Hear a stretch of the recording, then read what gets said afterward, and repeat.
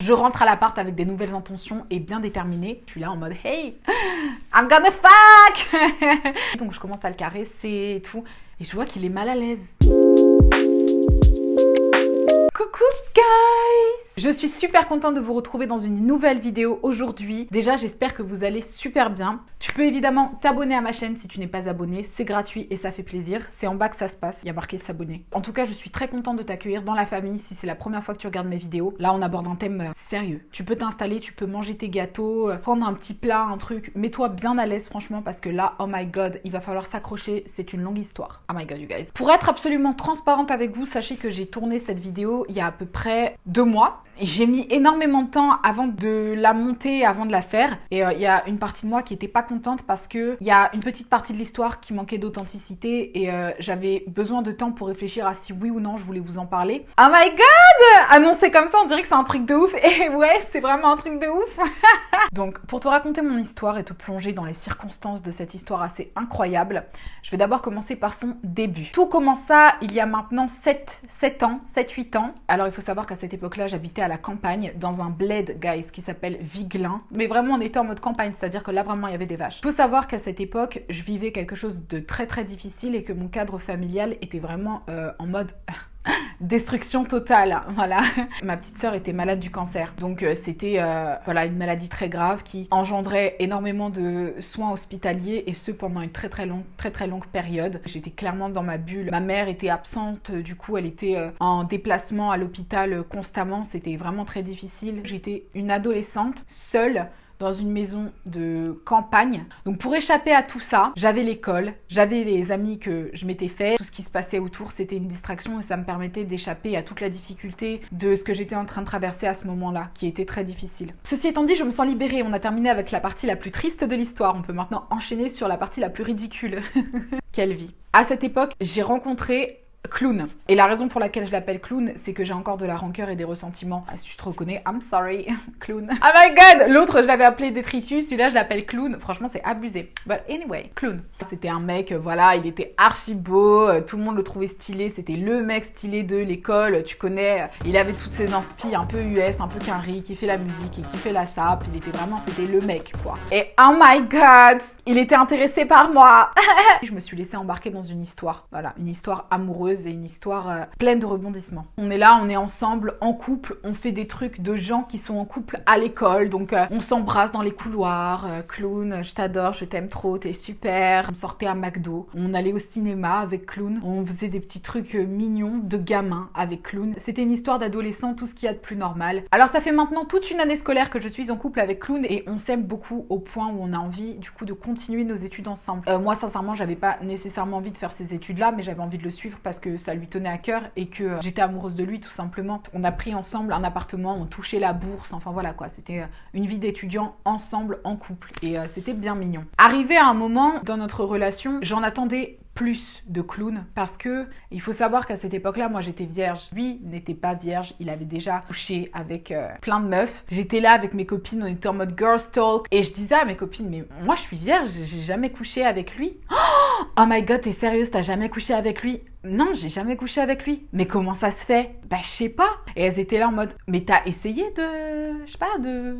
À chaque fois que j'entreprends quelque chose, le mec, il a soudainement un truc hyper important à faire. Ça veut dire, je vais être là, je vais l'embrasser, je vais essayer de le mettre en condition. Il trouvait les excuses les plus débiles du monde. Oh, je suis désolée, je dois te laisser. Il faut impérativement que j'aille acheter une baguette.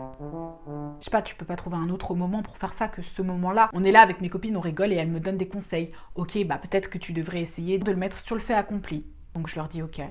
Je vais essayer ça, on verra ce que ça donne. Moi, j'arrive à l'appart et tout, je suis là en mode « Hey, I'm gonna fuck !»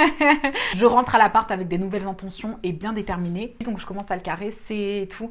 Et je vois qu'il est mal à l'aise. Donc, je lui dis « Mais Clown, quel est le problème? Qu'est-ce qui se passe ?» Et là, il me dit « Je suis pas à l'aise, Océane. » Je réfléchis et je commence à avoir moins de sentiments pour toi. Donc là, littéralement, je suis en mode je peux pas y croire. Je suis en train de bugger.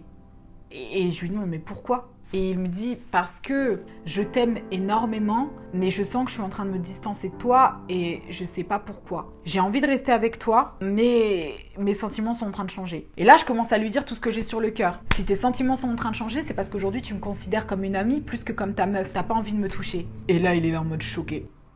Et moi je suis en mode ouais, je l'ai dit, ouais. Donc là il me regarde et il me dit si j'ai pas envie de coucher avec toi aujourd'hui, c'est parce que tu l'as jamais fait, sachant qu'en ce moment j'ai un petit peu moins de sentiments, bah j'ai peur de finir par te briser le cœur et de t'avoir pris ta première fois. À ce moment-là je sais même pas quoi répondre, je dis ok.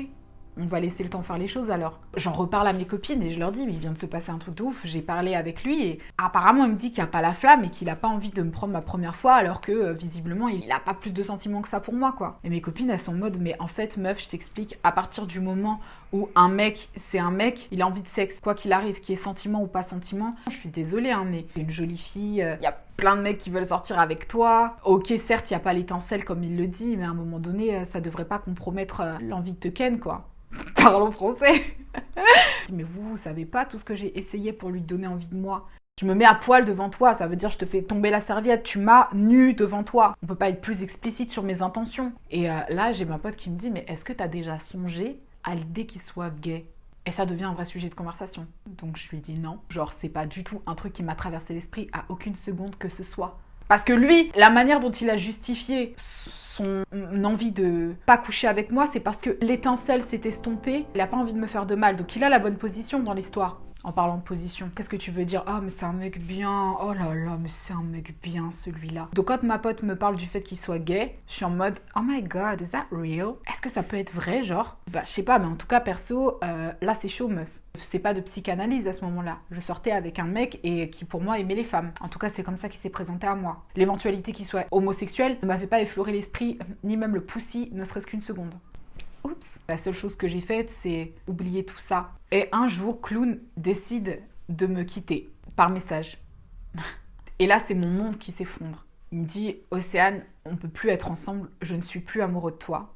J'ai envie de te garder en amie parce que je t'aime en tant qu'amie, mais on peut plus être ensemble. » Comme ça, genre. Comme ça. Je veux dire, la veille, il était en train de me dire qu'il m'aimait, mais qu'il fallait raviver l'étincelle. Moi, je lui propose de la raviver en 2-2, l'étincelle.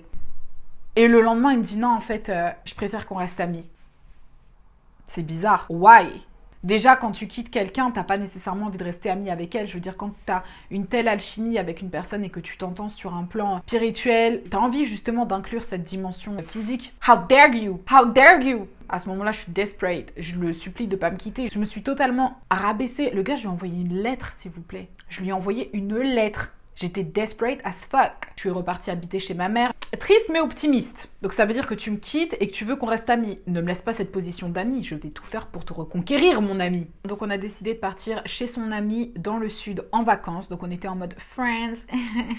So embarrassing. Bref, en tous les cas, on était en mode friends à skip. Bref. Donc un soir, on part en boîte et moi je me suis dit mais c'est super. Il y aura tous les ingrédients réunis pour qu'ensuite on puisse ken. Il y aura tous les ingrédients réunis pour que enfin je puisse le reconquérir. Donc un verre en amenant un autre, en amenant un autre. Il me dit ok Océane, je te lance un défi. Je dis ok vas-y. Embrasse la fille qui est là-bas, sur la bouche. Oh my god, j'avais trop envie de le turn on. Donc je suis là et tout, j'embrasse la meuf et j'arrive toute contente. La meuf elle s'est laissée faire et tout. Bref, je suis là, je suis contente dans ma life. J'ai embrassé une meuf, c'est super. Donc je reviens le voir et je lui dis bah franchement Clown, j'ai kiffé cette expérience. Je vais te lancer un défi à ton tour. C'est soit t'embrasses le mec qui est là-bas, soit tu m'embrasses. N'en dis pas plus. Oh my god, you guys! C'est la fin de la première partie. J'imagine que vous devez grave avoir le seum. Moi, quand ça me le fait perso, quand je regarde une série et que ça s'arrête pile au moment où je veux savoir comment ça se passe, franchement, ça fout le seum. Si tu veux connaître la suite de la vidéo, reste bien connecté surtout parce que je vais la poster dans 2 jours. En tout cas, j'espère que la première partie vous a plu. Si tu n'es pas abonné à ma chaîne, abonne-toi à ma chaîne et tu sais quoi? Active la notification, comme ça tu seras prévenu directement quand je sortirai la deuxième partie de la vidéo. En attendant, mes petits babes, je vous fais des gros bisous et prenez soin de vous. Je vous aime fort. Ciao, ciao. Mouah.